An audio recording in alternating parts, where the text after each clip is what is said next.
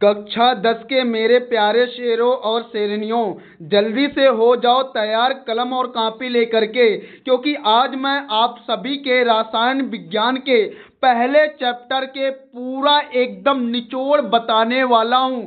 पूरे आज की ही वीडियो में मैं पूरे चैप्टर को एकदम कंप्लीट बेसिक से लेकर के पूरा हाई लेवल तक जितने भी सारे टॉपिक हैं उन सभी टॉपिकों में आज के ही वीडियो में मैं पूरा एकदम खत्म करने वाला हूं। एक भी ऐसा टॉपिक नहीं होगा जो आपके बोर्ड एग्जाम के बाहर से आए। क्लियर है ना? तो सारे चीज़ों को आपको ध्यान से बस सुनना है और वीडियो को लास्ट तक देखना है। उसके बाद मज़ा ना आए तो कहना। आज का वीडियो देखने के बाद आप कहोगे कि सर मज़ा आ गया। तो चलिए जल्दी से बिना देरी किए हुए हम लोग शुरू करते हैं अपने रासायनिक अभिक्रियाएं एवं समीकरण का। तो सबसे पहले हम जानेंगे कि भाई रासायनिक अभिक्रिया किसे कहते हैं। ठीक है ना भाई? तो मैं आप लोगों को बता दूं कि जब दो या दो से अधिक वस्तुओं को लेकर के या पदार्थों को लेकर के हम कुछ नया चीज बनाते हैं तो उसे ही हम क्या कहते हैं? रासायनिक अभिक्रिया कहते हैं। जैसे अगर मैं कहूं कि चावल और पानी को गर्म करो तो क्या बनेगा? सर आप कहोगे कि भात बनेगा। क्या कहोगे? भात बनेगा। सुनाक नहीं है? हाँ, तो इसी चीज को आप क्या कहे? रासायनिक अभिक्रिया कहे। तो यहाँ पर क्या लिखा भाई कि वह प्रक्रिया जिसमें नए गुण धर्मों के साथ नए पदार्थ बनते हैं, इसमें पुराने रासायनिक बंध टूटते हैं और नए बंध बनते हैं, उन्हीं को आप क्या कहोगे? रासायनिक अभिक्रिया कहोगे। जो डिफिनीशंस मैं आप लोगों को बता रहा हूं उन डिफिनीशनों को ही आपको क्या करना है? अपने आने वाले बोर्ड एग्जाम में लिख देना है। क्लियर है ना भाई? हाँ, मतलब जिस प्रक्रिया के द्वारा नए गुण वाले पदार्थ बन जाते हैं उस प्रक्रिया को ही आप क्या कहोगे? रासायनिक अभिक्रिया कहोगे। जैसे मैंने यहाँ क्या कहा था कि चावल और पानी को ले लिया और फिर गर्म किया। तो भाई आपने कौन सा काम किया? गर्म करने का काम किया ना। तो जब आपने उन दोनों को गर्म किया तो क्या बना? भात बना। गर्म करने के बाद ही क्या बना था? भात बना था ना। तो आपने एक प्रक्रिया अपनाई थी, उसी प्रक्रिया को ही आप क्या कहोगे? अभिक्रिया कहोगे। क्लियर है यहां तक? फिर आपका आता अभिकारक। अभिकारक क्या होते हैं भाई? तो वे पदार्थ जो अभिक्रिया में भाग लेते हैं या हिस्सा लेते हैं उन्हीं को आप क्या कहोगे? अभिकारक कहोगे। जैसे भात बनाने के लिए आपने क्या चीजों को लिया था? किन चीजों को लिया था? तो आप कहोगे कि सर हमने चावल और पानी को लिया था। सोनाक नहीं आ? तो भाई जिन पदार्थों के द्वारा आप कोई नया चीज बनाते हो उन्हीं पदार्थों को आप क्या कहोगे? अभिकारक कहोगे। ये बातें क्लियर हुआ? ठीक है, अब आगे हम लोग चलेंगे। आगे उत्पाद। उत्पाद क्या होता है भाई? ध्यान सुनना। उत्पाद क्या होता है? तो भाई आपने जो नया चीज बनाया है उसी को आप क्या कहोगे? उत्पाद कहोगे। ठीक है ना भाई? तो यहाँ पर लिखा है ना अभिक्रिया के फलस्वरूप बनने वाले नए पदार्थ को ही आप क्या कहोगे? उत्पाद। जैसे यहाँ ध्यान दो कि हमने मैग्नीशियम और ऑक्सीजन इन दोनों को क्या किया? इन दोनों का क्या किया? अभिक्रिया किया। तो क्या बन गया? MgO बन गया, मतलब मैग्नीशियम ऑक्साइड बन गया। क्लियर है ना? हमने दहन का मतलब क्या होता है? जलाना। दहन का मतलब जलाना। जब हमने मैग्नीशियम को ऑक्सीजन की उपस्थिति में दहन कराया, जलाया, ठीक है, तो क्या बना? Magnesium oxide. तो यहाँ मैग्नीशियम और ऑक्सीजन ये दोनों क्या हैं? अभिकारक हैं। क्यों अभिकारक हैं? क्योंकि भाई इन्हीं दोनों लोगों को मिला करके आपने क्या बनाया? मैग्नीशियम ऑक्साइड बनाया। तो यहाँ Mg और ऑक्सीजन ये दोनों क्या हो गए? अभिकारक हो गए। और MgO मतलब मैग्नीशियम ऑक्साइड आपका क्या बन गया? उत्पाद बन गया। ठीक है ना? और ये जो तीर है, ठीक है ना, ये किसका निशान है? अभिक्रिया का निशान है। ये बातें समझ में आया कि नहीं आया? ठीक है, मैं आपको एक और इंपॉर्टेंट चीज बता दूं, हमेशा याद रखना, नोट पॉइंट है, याद करना, लिख लेना कि हमेशा जो अभिकारक होते हैं वो हमेशा बाएं साइड में लिखे जाते हैं। किस साइड में लिखे जाते हैं? बाएं साइड में। और जो हमारे उत्पाद होते हैं वो हमेशा दाएं साइड में लिखे जाते हैं। क्लियर है ना। हाँ, अगर आप दो या दो से अधिक अभिकारक लेते हो तो उन अभिकारकों के बीच में किसका निशान लगाया जाता है, प्लस का निशान लगाया जाता है। क्लियर है यहाँ तक। तो ये सारी चीजें जो मोस्ट इंपॉर्टेंट है इनको आपको लिख लेना है। यहाँ पर मैंने आपको बताया है कि भाई मैग्नीशियम और ऑक्सीजन अभिकारक हैं और मैग्नीशियम ऑक्साइड क्या है, उत्पाद हैं। फिर अगला टॉपिक आता है आपका रासायनिक समीकरण को संतुलित करना। भाई जो रासायनिक समीकरण होते हैं उन्हें हमें क्या करना है, संतुलित भी करना होता है। संतुलित का मतलब क्या होता है, बराबर। भाई हम जितना चीज दे रहे हैं उतना हमको मिलना भी तो चाहिए ना, कि नहीं मिलना चाहिए। जैसे यहाँ पर ध्यान से देखो, हमने मैग्नीशियम के 2 परमाणु दिए हैं, 2 अणु हैं। यहाँ ऑक्सीजन के कितने भाई, 2 अणु हैं। तो यहाँ पर देखो मैग्नीशियम और ऑक्सीजन के 2-2 अणु है कि नहीं है भाई। तो यानी अभिकारक में जितने हमारे अणुओं परमाणु की संख्या है उतने ही हमारे उत्पाद में भी होना चाहिए। ये भाई कौन सा नियम कहता है, तो ये द्रव्यमान संरक्षण नियम कहता है, जो आप सभी को एकदम अच्छे से पता होना चाहिए। चलिए ठीक है, आप लोग कमेंट में एक इसका और एग्जांपल दे सकते हैं क्या। कमेंट में आप लोग रासायनिक अभिक्रिया का एक एग्जांपल जरूर जल्दी से फटाफट दीजिए, देखते हैं कि किस बच्चे को एकदम अच्छे से तैयार है। देखो भाई कोकेमिस्ट्री है ये, आपको रासायनिक अभिक्रिया एकदम अच्छे से याद होना ही होना चाहिए, ठीक है ना। बिल्कुल। और कोई फनी टाइप में कोई और रासायनिक अभिक्रिया का दे सकता है क्या भाई। चलिए ठीक है, कमेंट में जरूर फटाफट बताइएगा। अब आता है भाई द्रव्यमान संरक्षण नियम।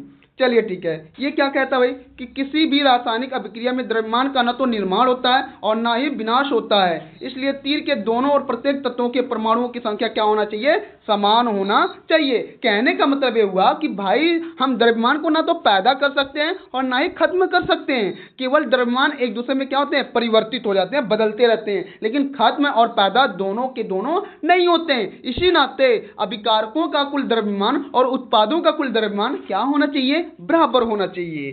ठीक है भाई, बिल्कुल। तो यहां पर आपको चीज है कि भाई आपको क्या करना होता है भाई, जो हमारे असंतुलित रासायनिक समीकरण होते हैं उनको क्या करना है, आपको संतुलित करना है। क्या करना है, संतुलित करना है। ये आपको एकदम अच्छे से आना ही आना चाहिए, ठीक है ना। अगर आप लोगों को नहीं आएगा तो आप लोग कमेंट कीजिएगा, मैं इस पर एक और बहुत अच्छा सा वीडियो बना करके लेकर आऊंगा, ताकि आप लोगों का असंतुलित जो रासायनिक समीकरण होते हैं उन्हें संतुलित कैसे किया जाता है, मैं खास ट्रिक और बहुत ढांसू धमाके तरीके से मैं आप लोगों को ऐसा समझा दूंगा कि आप जिंदगी भर नहीं भूलोगे, ठीक है। फिर सबसे बड़े सूत्र वाले तत्वों को पहले संतुलित करना, ठीक है। जो भी बड़े बड़े रासायनिक समीकरण होते हैं उनको भी समीकरण आना चाहिए। कुछ ऐसे चीज होते हैं तत्वों की भौतिक अवस्था, जैसे जो अभिकारक में भाग लेते हैं, जो उत्पाद में जो पदार्थ बनते हैं, ठीक है, वो 4 टाइप से होते हैं, ठीक है ना। ठोस होता है, द्रव होता है, गैस होता है, जलीय होता है। समझ में आया कि नहीं आया। तो ऐसे पदार्थ होते हैं, कुछ पदार्थ ठोस होते हैं, कुछ द्रव होते हैं, कुछ गैस होते हैं, कुछ जलीय होते हैं, जलीय विलयन होते हैं, ठीक है ना। तो कौन सा पदार्थ किस अवस्था में भाग ले रहा है, इस अवस्था को भी रासायनिक समीकरण में आपको क्या करना होता है, दिखाना होता है। जैसे यहां पर देखो, यहां पर हमने दिखाया है ना। यहां पर देखो मैग्नीशियम क्या है, एस है, मतलब सॉलिड है, ठोस है। ऑक्सीजन जी फॉर गैस है। यहां पर जो MgO यानी मैग्नीशियम ऑक्साइड बना है वो क्या है, एस है, यानी सॉलिड बना है। यानी हमने सॉलिड को गैस से जब अभिक्रिया कराया तो हमें क्या मिला, सॉलिड ही मिला। समझ आया कि नहीं आया। तो ये बहुत जरूरी चीज होता है, अगर आप ऐसे ही बोर्ड एग्जाम में लिखते हो तो आप लोगों का एक भी नंबर नहीं कटेगा। क्लियर है ना यहाँ तक। चलिए ठीक है, अब बात करते हैं संयोजन अभिक्रिया, जो कि महत्वपूर्ण ये सारी चीजें हैं, ठीक है। ये क्या कहता है भाई, संयोजन का मतलब क्या होता है भाई, जब दो लोग मिल करके कोई एक नया उत्पाद बना दें तो उसे ही आप क्या कहोगे, संयोजन अभिक्रिया। संयोजन का मतलब होता है जुड़ना। संयोजन का मतलब क्या हुआ, जुड़ना। 2 अभिकारक ले लो या 2 से ज्यादा अभिकारक ले लो, समझ में आया कि नहीं आया। अगर उनको मिला करके आपने क्या बना दिया, एक उत्पाद बना दिया। एकल उत्पाद का मतलब एक उत्पाद आपने बना दिया, तो आप इसे क्या कहोगे, संयोजन अभिक्रिया। जैसे यहां पर एक व्यापक रूप है कि भाई हम 2 चीजों को मिलाएं और हमने क्या बना दिया, एक चीज बना दिया, तो ये क्या कहलाएगा, क्या कहलाएगा, संयोजन अभिक्रिया। जैसे मैं आपको एग्जांपल यहाँ पर दिया भी है, यहाँ पर देखेंगे, यहाँ पर हमने दो अभिकारक लिया और इन दो अभिकारकों से हमने क्या बना दिया, एकल उत्पाद बना दिया। समझ में आया कि नहीं आया? तो ये जो अभिक्रिया है आप समझ जाओ किस अभिक्रिया का उदाहरण है, कमेंट में फटाफट तुरंत मुझे बता दो एक किस अभिक्रिया का उदाहरण है ना। चलिए फिर आपका अगला चीज आता है, जैसे यहां पर भी एक हमने एग्जांपल लिया है कि बिना बुझा हुआ चूना पानी से क्रिया करके बुझा हुआ चूना बन जाता है। CaO का मतलब क्या होता है, कैल्शियम ऑक्साइड किस अवस्था में है, ठोस अवस्था में है। फिर H2O पानी। भाई आप लोगों ने घर में तो देखा होगा, जब आप लोगों के घरों में चूना लगता है तो चूना ढोका ढोका करके आता नहीं आता है कि नहीं आता, खड़ा खड़ा आता कि नहीं आता, बिल्कुल आता है। जब आप उस खड़े खड़े चूने को क्या करते हो, पानी में डालते हो तो क्या बन जाता है भाई, कुछ समय के बाद गर्म हो जाता है पनिया। समझ में आया कि नहीं है? गर्म होने के बाद वो चूना क्या हो जाता है, बुझ जाता है। बुझा हुआ चूना का मतलब क्या हुआ कि उस चूने में जो गर्मी था वो गर्मी क्या हो गया, खत्म हो गया। तो जब गर्मी खत्म हो जाएगा तो उसे आप क्या कहोगे, बुझा हुआ चूना। तो CaO क्या है, कैल्शियम ऑक्साइड। ये कौन सा चूना है, तो बिना बुझा हुआ चूना है। तो जब आप बिना बुझा हुआ चूने को पानी में घोलोगे या डालोगे तो एक CaOH2 बन जाएगा, कैल्शियम हाइड्रोक्साइड बनेगा, मतलब बुझा हुआ चूना बनेगा। समझ में आया कि नहीं आया, बिल्कुल। और ये जो है ये ऊष्माक्षेपी का जो ऊष्माक्षेपी अभिक्रिया होता है उसको आप यहाँ उदाहरण में दे सकते हो। ऊष्माक्षेपी के अभिक्रिया में जब आप बताओगे तो उसके उदाहरण में आप इस रासायनिक समीकरण को दे सकते हो। क्योंकि भाई जब हम इनको आपस में क्रिया कराते हैं तो यहाँ से ऊष्मा क्या होता है, निकलने लग जाता है। तो जिस अभिक्रिया में ऊष्मा निकलने लग जाए उस अभिक्रिया को आप क्या कहोगे, ऊष्माक्षेपी अभिक्रिया कहोगे। ठीक है ना, तो आप उसमें एग्जाम्पल दे सकते हो एकदम अच्छे से। फिर आता है भाई वियोजन या अपघटन अभिक्रिया। भाई बहुत ही ज्यादा, बस इतना ही आप लोगों को तैयार करना है। जो मैं आज की क्लास में जो मैं बता रहा हूँ ना, कह रहा हूँ ना कि एकदम अच्छे से आप लोग तैयार कर लेना, ठीक है ना। बस इन्हीं को, इससे ज्यादा आपको कुछ भी नहीं करना, ना ही पढ़ना है।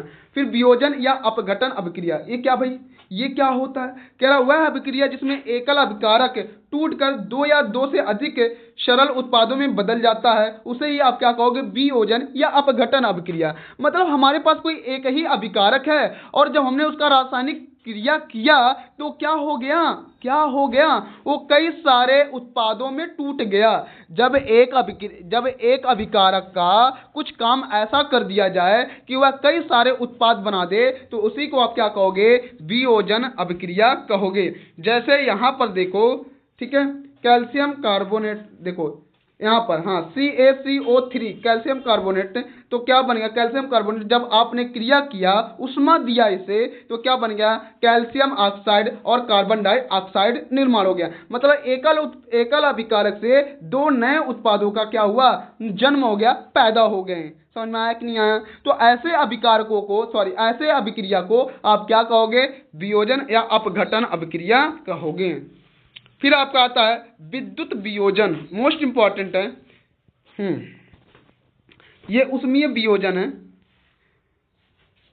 चलिए ठीक है, ऊष्मीय वियोजन मतलब जो ऊष्मा के द्वारा टूटते हैं। देखो जो वियोजन होते हैं ना, वो आपके कितने प्रकार के होते हैं भाई, 3 प्रकार के होते हैं। कितने प्रकार के, 3 प्रकार के होते हैं वियोजन। मतलब ये टूटने वाला मतलब किनकी उपस्थिति में एक अभिकारक टूट करके कई सारे उत्पाद बनाते हैं। तो कह रहा भाई ऊष्मीय वियोजन मतलब क्या कि ऊष्मा से, ओ भाई ठीक लग, हाँ, ऊष्मा वियोजन का मतलब ये क्या हुआ कि ऐसा अभिक्रिया का मतलब ये कह सकते हो कि वियोजन की वह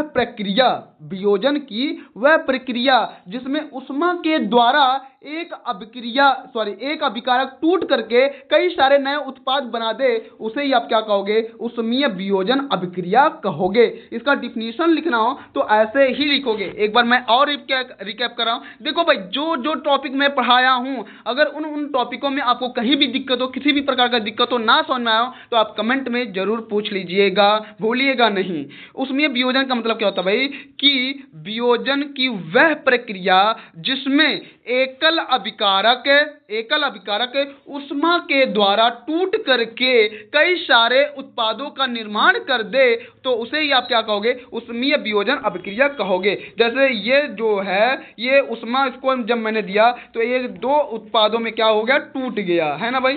फिर आता है भाई विद्युत वियोजन। विद्युत वियोजन का मतलब क्या होता है भाई, जैसे विद्युत वियोजन का मतलब क्या होता है कि वही चीज कि वियोजन की वह प्रक्रिया जिसमें एकल अभिकारक विद्युत के कारण से टूट करके या के कारण से टूट करके कई सारे नए उत्पादों को निर्माण कर दे या बना दे, तो उसे आप क्या कहोगे, विद्युत वियोजन। जैसे मान लो NaCl, क्या गया भाई, NaCl, जब NaCl ए है भाई, NaCl का जब आप विद्युत अपघटन करोगे तो Na प्लस और Cl माइनस में क्या हो जाता है, टूट जाता है। ये आप अच्छी तरीके से जानते हैं, है ना, ठीक है। फिर आप अगला टॉपिक आता है प्रकाशीय वियोजन। प्रकाशीय वियोजन का मतलब क्या हुआ कि जो प्रकाश की उपस्थिति में टूट जाए, जो प्रकाश की उपस्थिति में टूट करके कई सारे उत्पादों को बना दे, उसे आप क्या कहोगे, प्रकाशीय वियोजन। जैसे ये अभिक्रिया यहाँ पर दे रखा है 2AgCl, ठीक है ना।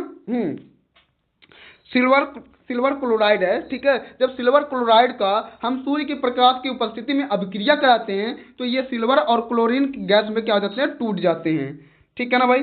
अब आगे चलते हैं। अब अगला टॉपिक आता है विस्थापन अभिक्रिया। कौन सा अभिक्रिया भाई, विस्थापन अभिक्रिया। विस्थापन अभिक्रिया में क्या होता है भाई, तो यहाँ ये होता है कि एक ताकतवर तत्व कमजोर ताकतवर तत्व को वहां से हटा करके उसका जगह ले लेता है, तो ऐसी अभिक्रिया को आप क्या कहोगे, विस्थापन अभिक्रिया कहोगे। जैसे मैं तुमसे ज्यादा ताकतवर हूं, जैसे मान लो कि आपका दोस्त और आप अपने दोस्त से ताकतवर हो, तो आप उसको हटा करके उसका जगह ले सकते हो कि नहीं ले सकते हो, कमजोर को अपनी जगह पे कर सकते हो। यही होता है आजकल का जमाना है, लेकिन दोस्ती के साथ बिल्कुल नहीं करना है मेरे भाई।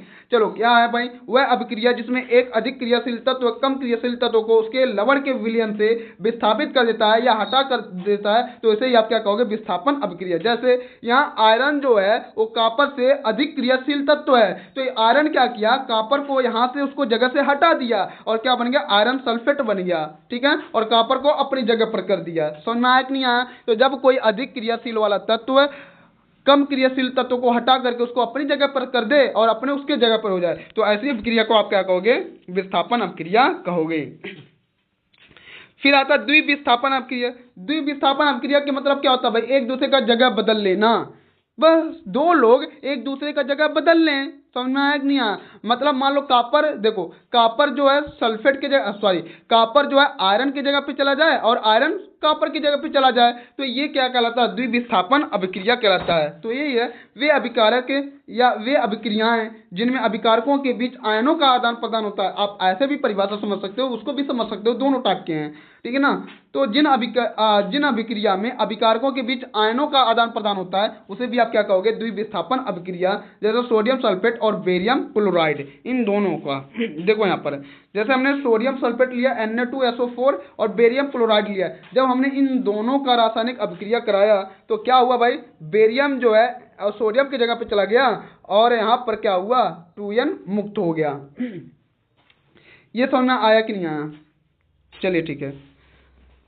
अब इस तरीके, उसके बाद आता है आपका उपचयन और अपचयन अभिक्रिया। उपचयन और अपचयन क्या होता है भाई, जिसमें ऑक्सीजन जुड़ता है और हाइड्रोजन निकलता है, मुक्त होता है, ठीक है ना भाई। उस अभिक्रिया को आप क्या कहोगे, उपचयन अभिक्रिया कहोगे।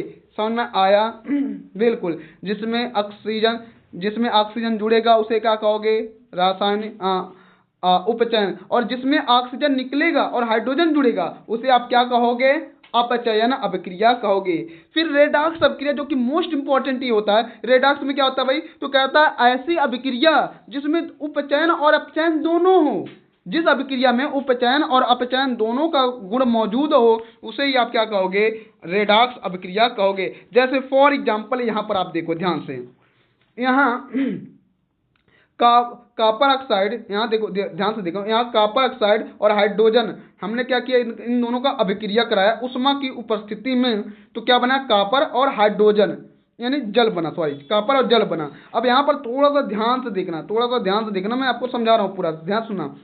यहाँ देखो कॉपर, और इसको देखो ध्यान से, यहाँ पर ये, हाँ ये यहाँ हो गया, और इसको ध्यान से देखो, ये यहाँ पर देखो तो कॉपर ऑक्साइड से यहाँ देखो कॉपर में क्या हुआ, ऑक्सीजन हट गया, तो जिसमें ऑक्सीजन हट जाए वो क्या होगा, अपचयन होगा।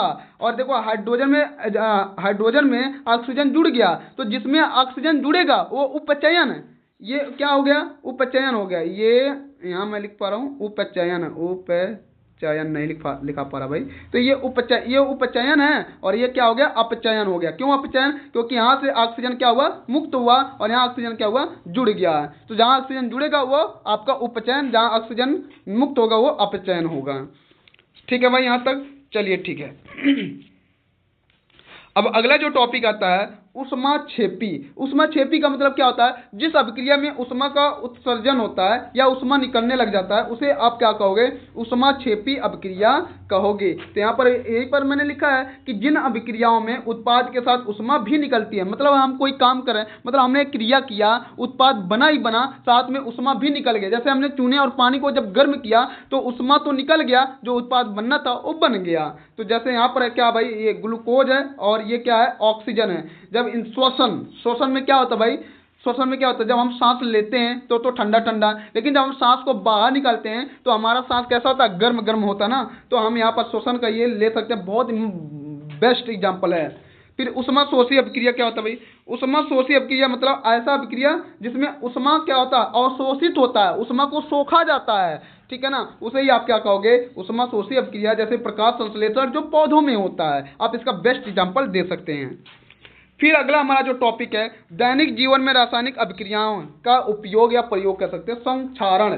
संक्षारण क्या होता है भाई, जब कोई भी धातु नमी, पानी, वर्षा, शीत व आदि जगह पर रहता है तो उसके ऊपर एक भूरे रंग का पपड़ी चढ़ जाता है जिसे हम कहते हैं जंग। और वो जंग क्या करता है, उस धातु को धीरे धीरे खत्म कर देता है, संक्षारण कर देता है, नाश कर देता है। इसी प्रक्रिया को हम क्या बोलते हैं, संक्षारण। संक्षारण से कैसे बचाया जा सकता है, पेंट करके, ग्रीस लगा करके, तेल लगा करके, इस तरीके से हम संक्षारण से उन्हें बचा सकते हैं। फिर आता है भाई विकृत गंधिता। विकृत गंधिता का मतलब क्या होता है कि भाई उसका स्वाद और महक बदल जाए, ठीक है ना, स्वाद और महक क्या हो जाए, बदल जाए, मतलब उसमें बदबू आने लग जाए भाई, सीधी सी बात है। तो इस चीज को हम बोलते हैं विकृत गंधिता। विकृत गंधिता का मतलब क्या हुआ भाई, उसका जो महक तो बदल गया, विकृत हो गया, खराब हो गया, समझ में नहीं आया, तो ये चीज क्या हो गया, विकृत गंधिता हो गया। तो इस नाते इन चीजों से सड़ने से, गलने से, फुफ्फुस लगने से बचाने के लिए हम वायुरोधी डब्बे का उपयोग करते हैं, ठीक है ना।